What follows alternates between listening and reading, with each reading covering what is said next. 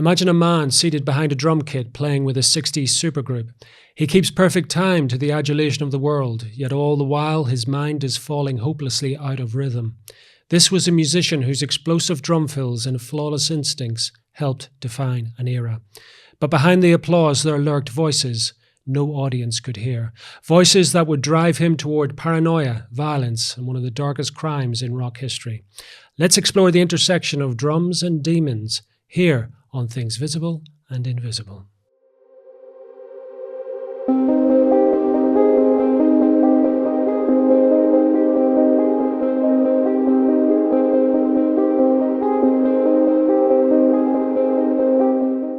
Joel Selvin is a music journalist, critic, and author, best known for covering rock music and pop culture for the San Francisco Chronicle for more than 3 decades. A long-time voice in music journalism, he has written extensively about rock history, legendary musicians, and the darker side of the music industry, including his latest work, Drums and Demons, A Tragic Journey of Jim Gordon. And he joins me down the line from his home in California. Joel, welcome to Things Visible and Invisible. Thank you. Glad to be here. Joel, you've written extensively about many rock legends and legendary events. Jim Gordon, I would suggest, is not somebody who jumps out as a legendary performer. If anything, Jim's career and his legacy has been slightly obscured by history. How did you first come upon him? Oh, well, I was aware of Jim Gordon from back in the Joe Cocker and Mad Dogs days.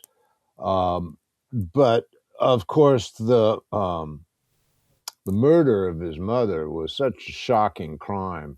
And I think that's like kind of the central event in Jim's life. It's what most people remember him for, and it certainly stayed in my mind. It was many years later that a New York book editor said, you know, Joel, your next book should be about rock and roll and crime. And I went, Jim Gordon story. It's never been told.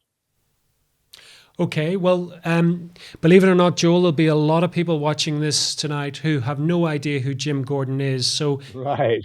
So before we get to his fame, and he was very famous in his day, let's set the scene. Where did he come from? Where did he grow up? Jim grew up in the San Fernando Valley in Los Angeles in the 50s. When it was just beginning to be populated. A lot of orchards and orange groves in the neighborhood. It's a real sort of idyllic time in California. He started drumming at a very early age. Like he had a drum set of some sort when he was 8 years old. And as he got into high school and got more serious about it and took lessons and trained himself and started working, he discovered not only, he had an innate ability that just separated him as a percussionist, and everybody that worked with him in those days recognized it. And there were a lot of pretty significant elder drummers around Los Angeles that he trained with. He was at UCLA and like that. But then he fell into, he started with the Everly Brothers the day after high school. Wow. Yeah. 1963, 62. And then that's June, right? That September, the Everly Brothers came to England. And they toured with the Little Richard, Bo Diddley, and some band out of London that just had their first record on the charts called the Rolling Stones. Amazing. When he got back to California, he became he started working on recording sessions, and that's where Jim really blossomed. He played on Sonny and Cher, Beach Boys, Nancy Sinatra, Birds, Buffalo Springfield, et cetera, et cetera, et cetera. He was one of the top drummers in Los Angeles recording from, say, like 1965 to 1969 when he started to go out on the road. Okay, That's well, Jim on Good Vibrations. Jim and Hal Blaine. It's edit, right? Many recording sessions, but Jim plays on about half the record. so legendary session man. What was the attitude of his family? I mean, he grew up in what sort of background did he come from in California? Was he just a typical middle class American boy? Well, his father was a alcoholic who entered AA when Jim was about 13, and Alcoholics Anonymous became the a central part of both his mother and his father's life. Uh, and while the damage had been done in terms of the family uh, structure and the relationships, I mean, it was a very strict household to grow up in. You had to answer the phone, Gordon residence. You had to fold your clothes. Uh, and it's hard to say when the first symptoms of mental illness emerged in Jim's life, but early, certainly by teenage. Uh, I don't think that his schizophrenia really developed until later, until full blown, but there's evidence of it. And not that he saw a psychiatrist or anything, but the people describe behavior that would be, incipient schizophrenia. Now, we both know, Joel, that sometimes that type of mental health issue is something which can operate in the creative sphere, and people don't pay any attention to it because there's so much sort of creativity flying around. Was in your researches, is that what you suspect, that he entered a world that was crazed with all sorts of things, not least drugs, so that any kind of strange behavior or any kind of unorthodox way of going about things wouldn't have seemed strange at all? You're so right, Sean. He had his first sort of public psychotic break while he was on tour with Joe Cocker and the Mad Dogs and Englishmen. He struck his girlfriend, Rita Coolidge, knocked her unconscious, gave her a shiner, and out of nowhere, he just said, "I need to speak to you." Took her out in the hotel hallway, and pow. And authentic psychotic behavior couldn't be distinguished from what was going on. These people were on drugs. They were engaged in orgies. There was crazy behavior already, and nobody could figure out that this guy was actually mentally ill, and that masked it for a long time. I mean, it really, and they didn't know what to do with it. They knew what to do with somebody who was on drugs, but somebody who was actually crazy, what do we do about that? Do you see any significance, Joel, in his choice of performance? He wasn't, I mean, the 1960s, as we both know, was a time when the group was the thing. Everybody wanted to belong to a group, like the Beatles or the Stones or the Doors or whoever it happened to be. He's somebody who went down a slightly different route. He was a session musician, but he also played on tours, etc., etc. But he was never really part of it, from what I can gather. He was part of it, but he wasn't sort of invested in the group. Or is that my impression? Is it wrong? Yeah, that's pretty perceptive. Schizophrenics have serious problems bonding. Right. Jim had a daughter he never really bonded with, who was married a couple of times. That never really worked for him. And you're right. I think that as the 60s came to an end, 1969 was such a big year for rock groups, right? And Jim had seen Cream the year before, Ginger Baker, wow, and 1969, like Led Zeppelin and The Who were big things. So being a studio musician was no longer quite the swashbuckling deal. And that's when he started to get into bands, starting with Delaney and Bonnie and Friends. And that led him to Clapton, and to Derek and the Dominos. And then when that was over, he was in Traffic for a few months. But you're right, he really wasn't a group mentality, and he never really formed close relationships with anybody. I've talked to people that had spent hundreds of hours with Jim in recording studios, and I'd say, "Well, did you know where he lived? No. Did you ever go out and have a pizza with him? No. We just worked together." Really? I mean, what about the other guys? Did you ever go out and have a pizza with the guitar player? Well, sure. Like, okay. And as his disease progressed, he became more and more into himself. The people tell me that he would just disappear between stacks of equipment in recording sessions when they play back. Where's Jim? Oh, Jim, he's over behind a set of drums or something, So It's difficult being Jim, but I'll tell you, Sean, the thing that there's two things that just completely fascinated me about this, okay? One is this guy had this extraordinary intuitive ability to mathematically divide time and to spread it around a drum kit. Usually a 4-piece drum kit. Sometimes he'd have one extra drum.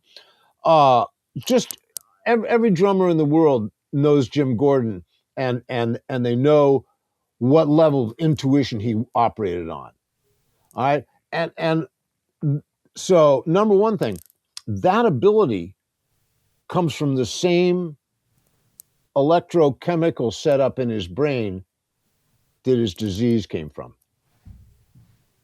Now, the second thing that fascinates me, okay, is Jim was plagued by command hallucinations. They're one of the most severe symptoms in all of mental illness. Voices in your head tell you what to do, and if you don't do it, they give you a headache that makes you piss your pants and crawl on the floor and beg for mercy. And these voices chattered away in his head ceaselessly unless he was playing drums. wow. Playing drums is a hugely encompassing experience. I mean, you hit the drum with a stick and you feel the report in every cell of your body. Furthermore, there's a hypnotic effect to the rhythmic entrainment of playing a groove or playing any kind of rhythm. And it's all encompassing. It just fills your consciousness and boom, silences the voices. Absolutely. So those two things like give Jim's whole predicament a kind of cosmic angle that just makes it so poignant to me. His drumming was born out of this despair, and it was the only safe place in the world for him. Amazing. Let me just pause, Joel, with Jim's story, because you've said a lot there, which is fascinating. But what's going through my mind and some of the groups that you mentioned, the drummers always seem to come off the worst. I'm thinking of Keith Moon, John Bonham. Is there something about the drummer within these rock? Spinal Tap. Well, Spinal Tap we'll leave to one side, but do you think there's something in that, just in you're saying that sort of cosmic dimension, but there's also something about the physicality of it, but more than the physicality of it? Does it, I suppose what I'm getting at, Joel, does it attract certain personality types in your estimation? Well, I suppose you could make a case for that. In Jim's case, he was a traditional percussion player. He'd been trained, he could read music, He could play all the percussion instruments, the marimba, the xylophone, blah, blah, blah, blah, blah. John Bonham was a beast behind a drum kit. Same with Keith Moon. Keith Moon couldn't read. He couldn't even keep time. And I mean that in only the nicest possible way. I'm a huge admirer of Keith Moon, but as far as technical ability, he had his own style. Jim Gordon could play anything for anybody, and did. Jim Gordon is the drummer on Wichita Lineman by Glenn Campbell, and other drummers are astonished when they listen to that track because he makes a stealth switch from brushes to sticks in the final chorus. And you can't know, nobody knows how that's possible. He must have been holding the stick his whole time. I don't really know. That's incredible. So, I mean, the other question, was it inevitable that he got into rock and roll, or did he also play jazz or even classical percussion? Yes, he did play jazz. In high school, he played all kinds of things. He was in a marching band. He was toured Europe on the State Department with some 45-piece marching band. He was trained by a percussion professor in UCLA. He took lessons from Cubby O'Brien's dad. I don't know that you know Cubby O'Brien in UK, but he was one of the original Mouseketeers on the Mickey Mouse Club show, and he was a drummer. And his dad was a famous drummer, and Dad taught Jim. So rock and roll was a thing at the time. I mean, it was the most exciting music going on, but also jazz was around. He played. I'm trying to remember the guy's name. He played in a big band when he was 17, 18 that he took the place of Jack Sperling. And Jack Sperling was a legendary jazz drummer who played on all the Henry Mancini records and pioneered the double bass drum kit. And when Jim was about 17, Paige Cavanaugh. Yeah, Paige Cavanaugh was like an LA band leader, and he was in Paige Cavanaugh's band when he was like 17. And you know who the guitar player was? Joe Pass. I mean, that was heavy jazz stuff. And yeah, jazz was fun and exciting, and he played it all his life. He played on jazz records. I mean, not bebop stuff really, but Jimmy McGriff and Larry Carlton and some of the Bob Thiel things. He did a solo record with Bob Thiel that I suppose would sort of qualify as a jazz record. So we've got a master musician who can play anything, anywhere in terms of percussion. You mentioned Eric Clapton, and I guess Derek and the Dominos is that moment in Jim's life when superstardom really beckoned. First of all, how did he come across Clapton? Well, he was in Delaney and Bonnie when they were the opening act for Blind Faith on the U.S. tour. And that was a sort of pivotal point in Clapton's career. He really hated Blind Faith, and he spent the entire tour sort of hanging in the wings when Delaney and Bonnie were playing. And by the end, he was sitting in on stage with them. So then he kind of joined Delaney and Bonnie, right? They did that first Eric Clapton record together, and then he put together Derek and the Dominos out of Delaney and Bonnie, right? That's Bobby Whitlock from Delaney and Bonnie, and the bass player from Delaney and Bonnie, whose name's evading me, and Jim. And the first thing they did was back George Harrison in the studio on his first solo album, All Things Must Pass. Ringo had started out on those sessions, but he had to go to Nashville for a couple of weeks or something like that and work on a record of his own. When he came back, Jim was behind the kit. And Ringo took a listen to Jim play and picked up a tambourine. Wow. Amazing.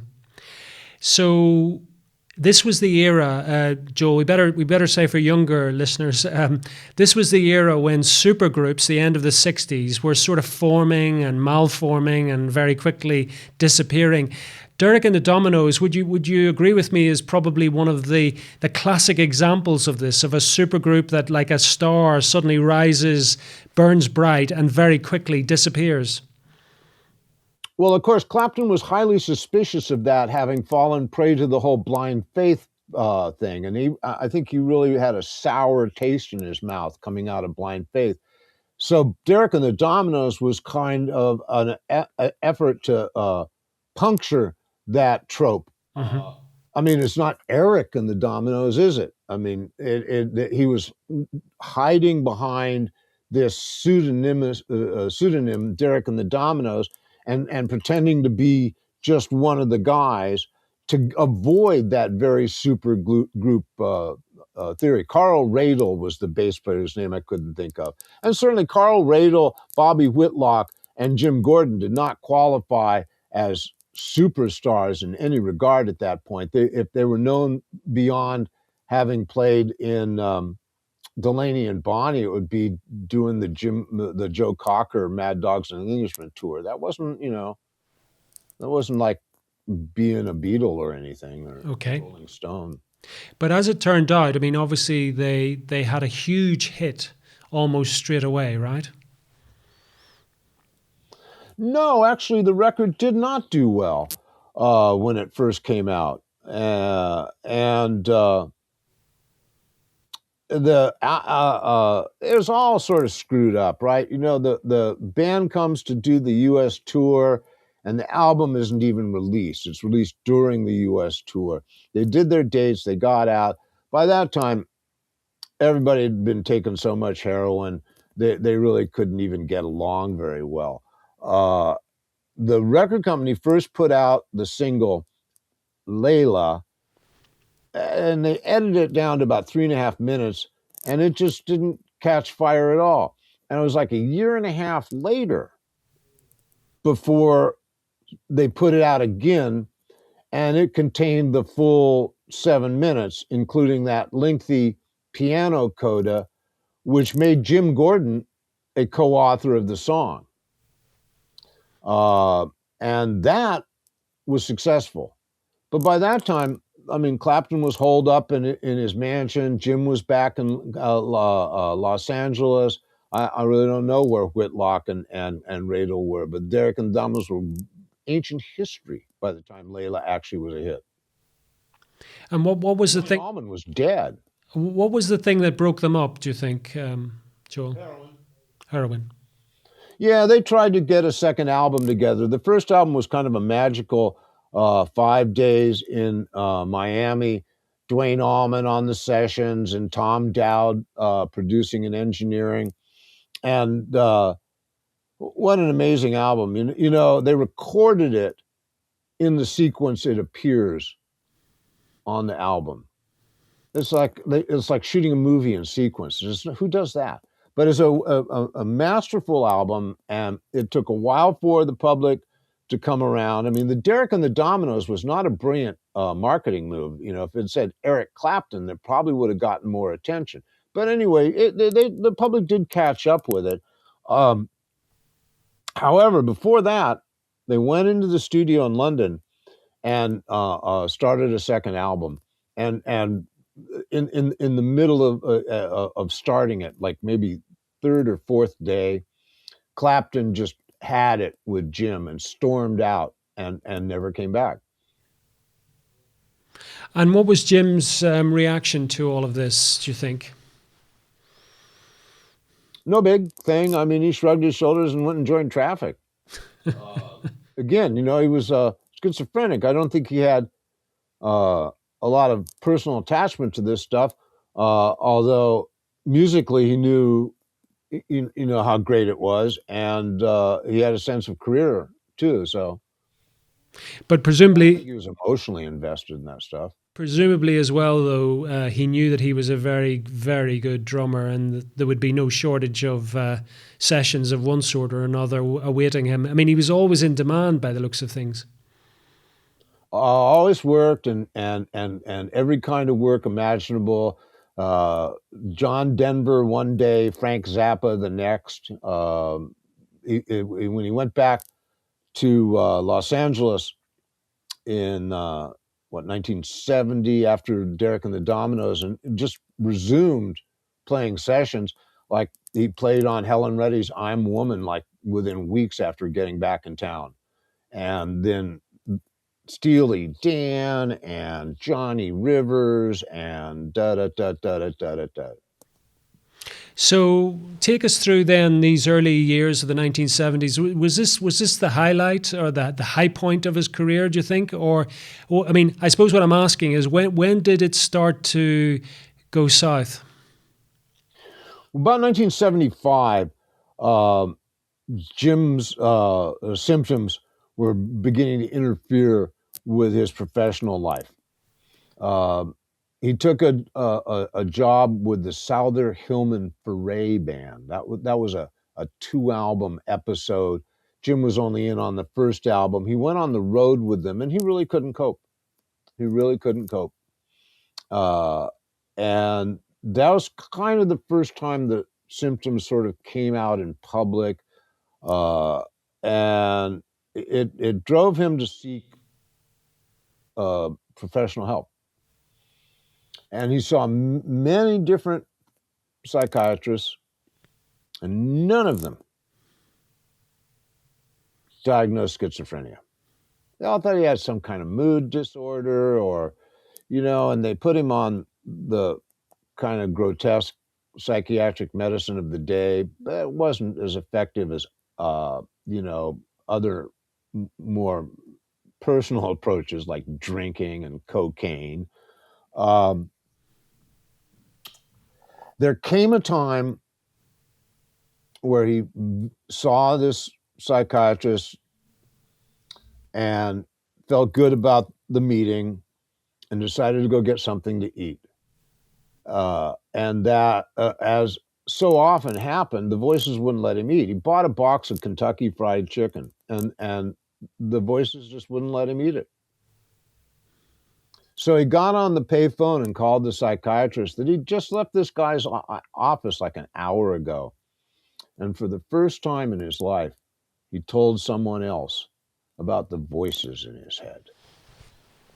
And the psychiatrist, this guy recognized what he was talking about and told him, "You come back right now and we're going to put you in the hospital." Yeah. And that was the first residential treatment program that Jim went into. Right. Before it was over and done, he would go to 15 residential treatment programs. Some for mental illness, some for substance abuse, in and out, back and forth, some of the same ones over and over again. Again, he was never diagnosed as schizophrenic until after he killed his mother.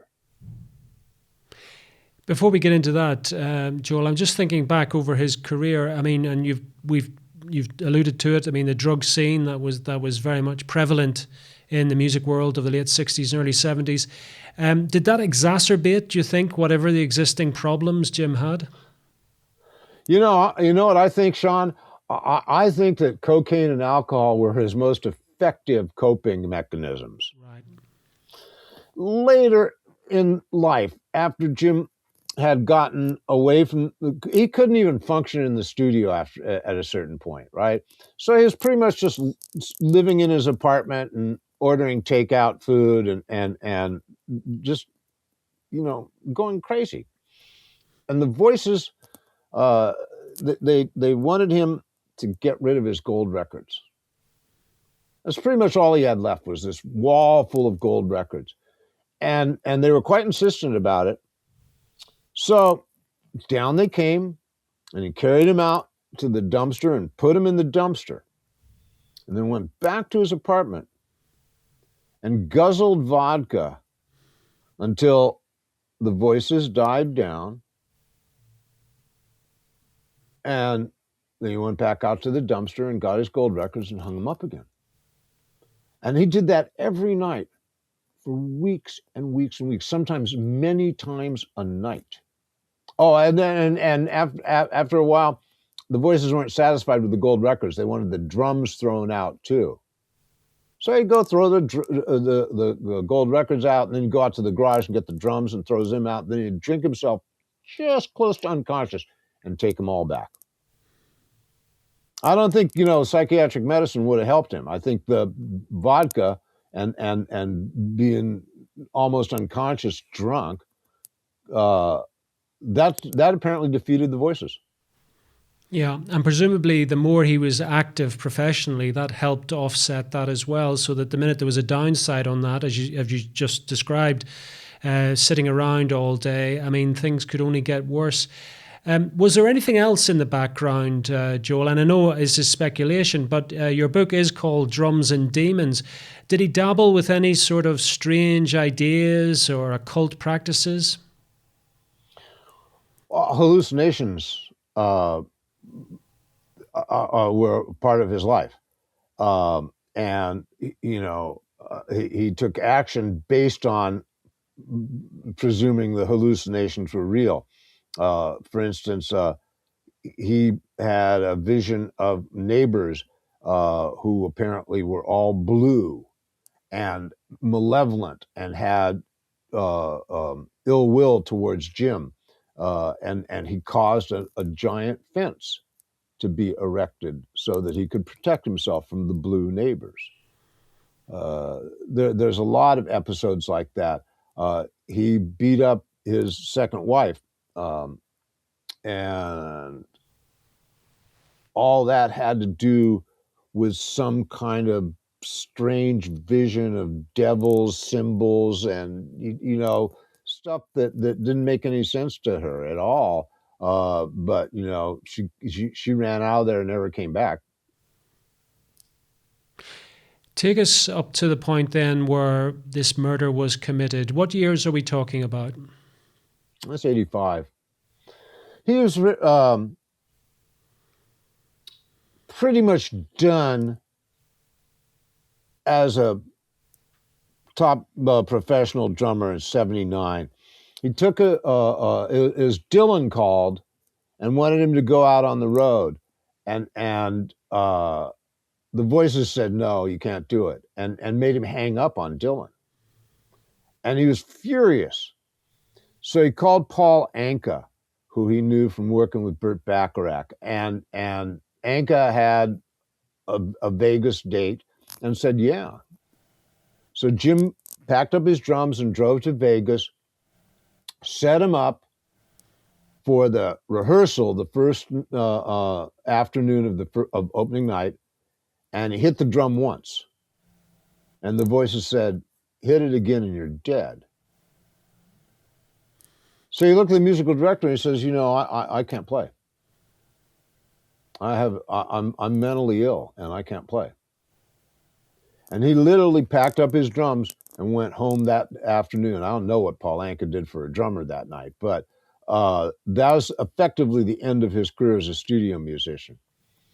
Of course, playing was such an important escape for him.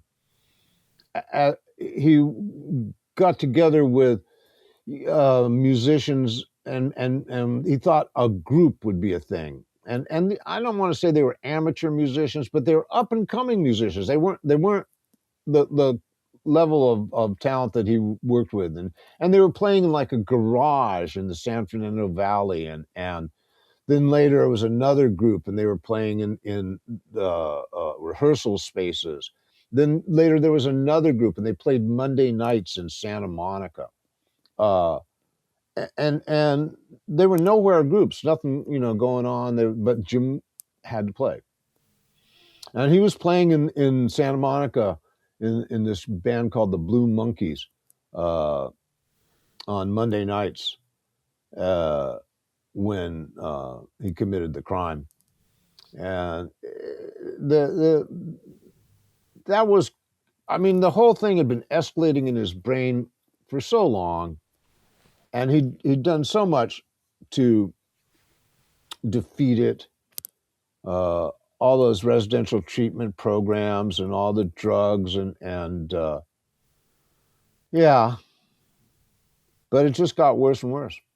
What was his relationship? Sorry, Jim. Joel.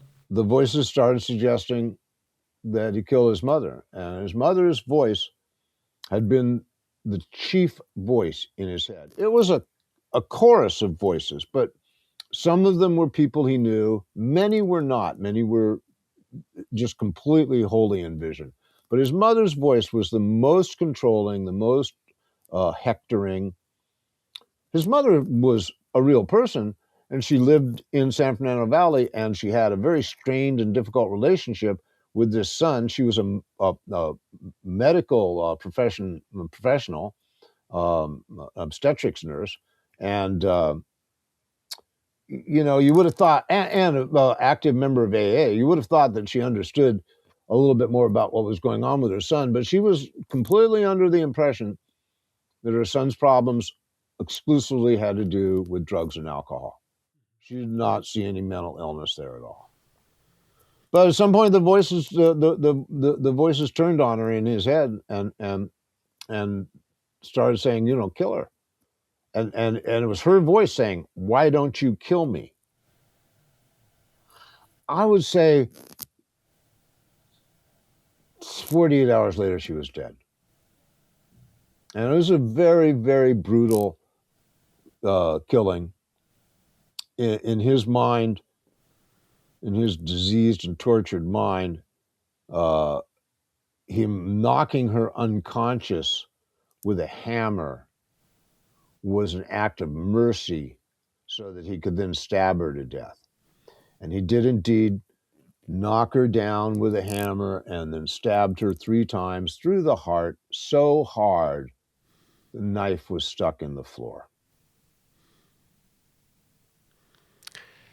And was he arrested more or less immediately? He went to a gas station, he washed up, then he went to his old hangout in the valley, Chadney's, across the street from NBC Studios, had a few drinks, hung out with some friends. One of them mentioned to me that he thought that Jim had gotten his pant leg muddy. Okay? Didn't realize it was blood. But he went home and drained another bottle of vodka, and the cops showed up at 6 a.m, and they walked into his apartment, and he said, "I did it. I killed my mother." And he went to jail. He was never out of jail again. When did he die, Joel? 2 years ago? He died while the book was being published. I'd finished it, and he was 76 years old. He spent half his life in jail. Did you ever meet him? No, he never replied to any of my letters, and that's also typical of late stage schizophrenia. They become very removed, and I came to know his adult daughter during this, and she was about 14 when her father killed her very beloved grandmother, and she just shut him off. He would write her from prison on a weekly basis. She never answered. He bought her a car. She never said thanks. He paid for a college education. He was very wealthy. The royalties from Layla made him the richest prisoner in the California Penal Authority. But I guess about 10 or 15 years ago, about 10 years ago, his daughter decided to step up and got a conservatorship arranged to take care of her father's interests, and started communicating with her father. And she lives in Switzerland. So she came out to visit her father 3 times. And each time, she'd go to the prison, and he wouldn't come out of the cell. Yeah. So she never saw him. It's a tragic tale, salutary tale, Joel. Unfortunately, we have come to the end of it here. Tell people where they can find out more about you and where they can pick up a copy of your many books, including your latest one on Jim's life. Well, we always hope that the independent bookstores thrive and flourish, but there's an online marketplace that makes these things regularly available. Drums and Demon. I'm real happy with this book. It's a sad, sad, sad story. But I've asked everyone who tells me they read it the same question, which is, by the time he kills his mother, do you feel sorry for Jim? And every one of them said yes so far. So that's what I set out to do. There was so little understanding, so little compassion for Jim in his lifetime. I wanted to restore some of that, and apparently I did. Curious about me? There's a joelselvin.com. But the Jim Gordon book, if you want a little heartache, I got one. For now, Joel, thank you so much for coming on Things Visible and Invisible. My pleasure, Sean. Thank you for joining us on another episode of Things Visible and Invisible. We're dedicated to uncovering phenomena that challenge our understanding of reality, from ancient enigmas and paranormal encounters to scientific anomalies and forgotten histories. If you enjoyed this journey into the mysterious and unexplained, please consider subscribing to our channel and hitting the notification bell to stay updated on future explorations. Have a personal experience or story that aligns with our investigations? We'd love to hear from you. Visit our website at tvi.show and reach out through our contact form. While we can't feature every submission, we review them all, and your story might be featured in an upcoming episode. To support our continued investigations, please consider becoming a Patreon supporter or channel member. Your contributions make these explorations possible and give you access to exclusive content, early releases, and monthly behind-the-scenes discussions with our team. Don't forget to check out our merch store. We've got everything from TVI-branded t-shirts and hoodies to stickers and coffee mugs, perfect for showing your support while keeping the mysteries close. Thank you for watching, and we'll see you next time as we continue to explore the things visible and invisible.